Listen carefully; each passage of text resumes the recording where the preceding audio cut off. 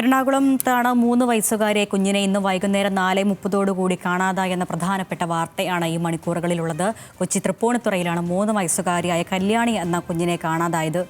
പുത്തൻകുരിശ് സ്വദേശികളായ സുഭാഷിൻ്റെയും സന്ധ്യയുടെയും രണ്ടാമത്തെ മകളാണ് 3 വയസ്സുള്ള കല്യാണി.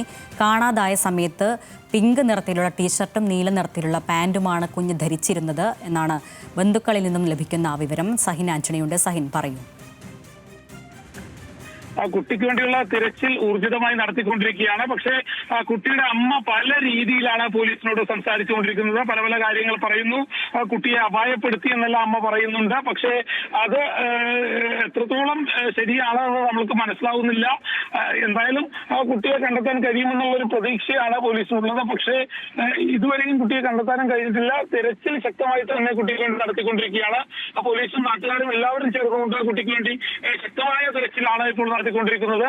നേരത്തെ ഞാൻ സൂചിപ്പിച്ചതുപോലെ തന്നെ അമ്മയെ വിശദമായി തന്നെ കാര്യങ്ങൾ അമ്മയിൽ നിന്ന് മനസ്സിലാക്കാൻ ശ്രമിക്കുന്നു. പക്ഷെ അമ്മയ്ക്ക് മാനസിക വെല്ലുവിളികളുള്ള ഒരു സ്ത്രീയാണ്. അതുകൊണ്ട് തന്നെ ഇവർ പറയുന്ന കാര്യങ്ങൾ ഇടയ്ക്കിടയ്ക്ക് അവർ മാറ്റി പറയുകയാണ്. ഇത് പോലീസിനെയും ഒപ്പം തന്നെ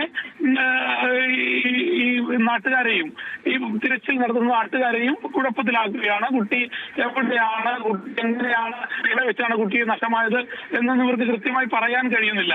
ഇതൊക്കെ വലിയ രീതിയിൽ ആശങ്കയുണ്ടാക്കുന്നുണ്ട്. കാരണം കുട്ടിയെ കണ്ടെത്താനായിട്ട് 5.5 മണിക്കൂർ പിന്നിട്ടിരിക്കുന്നു. 3 വയസ്സുള്ള കുട്ടിയാണ്.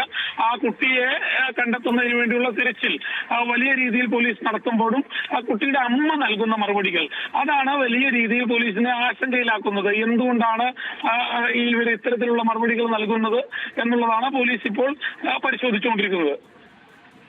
സഹിൻ ആന്റണിയാണ് വിവരങ്ങൾ നൽകിക്കൊണ്ടിരിക്കുന്നത്.